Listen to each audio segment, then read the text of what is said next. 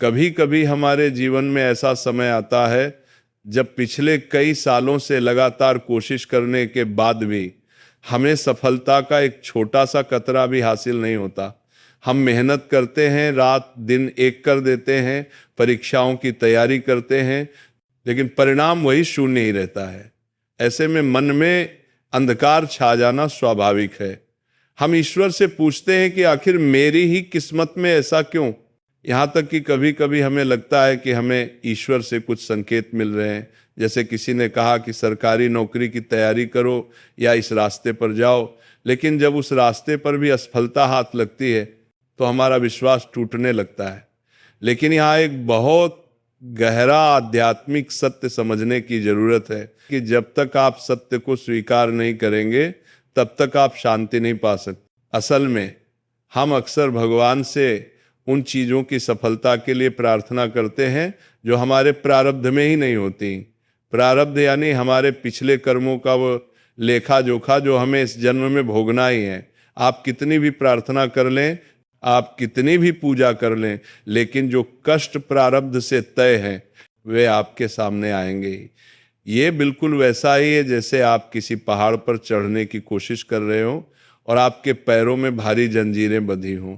विद्यारण्य महापुरुष का प्रसंग इस बात का बहुत बड़ा उदाहरण है।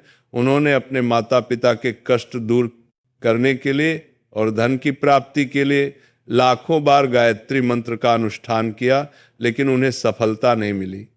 अंत में जब उन्होंने संन्यास ले लिया तब माता प्रकट हुई और कहा कि तुम्हारे इस जन्म के प्रारब्ध में धन का सुख था ही नहीं।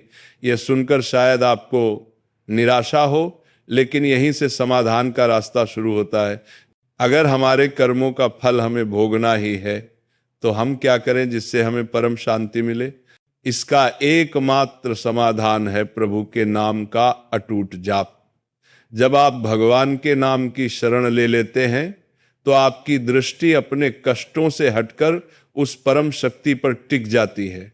फिर आपका भरण पोषण आपके प्रयासों से नहीं बल्कि साक्षात परमात्मा की कृपा से होने लगता है। याद रखिए, भगवान केवल फल देने वाले नहीं हैं, वे तो प्रारब्ध को भी मिटाने की सामर्थ्य रखते हैं। इसका सबसे बड़ा उदाहरण सुदामा जी का जीवन है। सुदामा जी के भाग्य में दरिद्रता का ऐसा योग था कि कई कई दिनों तक उनके घर का चूल्हा नहीं जलता था, उन्हें भिक्षा तक नहीं मिलती थी। लेकिन सुदामा जी ने कभी अपनी गरीबी की शिकायत ईश्वर से नहीं की।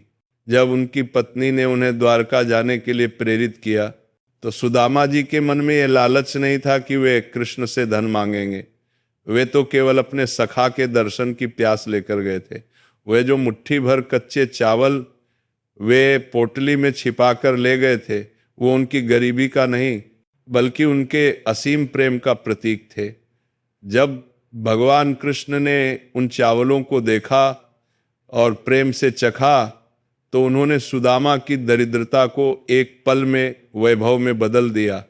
उन्होंने सिर्फ सुदामा को ही नहीं बल्कि उस एक ग्रास से पूरे ब्रह्मांड को तृप्त कर दिया।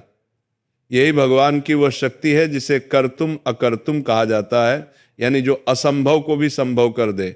इसलिए यदि आप भी अपने जीवन के संघर्षों से थक चुके हैं और आपको कोई रास्ता नजर नहीं आ रहा तो अपनी चिंताओं को प्रभु के चरणों में समर्पित कर दें। परीक्षाओं में सफलता न मिलना या जीवन में पीछे रह जाना यह सिर्फ एक सांसारिक दृष्टिकोण है। असली सफलता तो ईश्वर की शरण पा लेना है।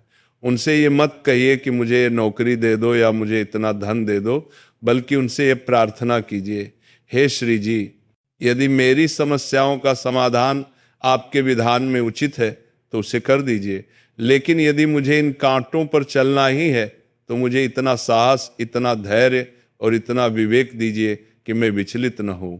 जब आप पूर्ण विश्वास के साथ उनका नाम जपते हैं तो आपके अंदर एक ऐसी शक्ति जागती है जो आपको हर परिस्थिति से लड़ने के योग्य बनाती है। फिर सफलता मिले या न मिले, आप कभी हारते नहीं हैं, क्योंकि अब आपकी डोर उस जगदीश्वर के हाथ में है।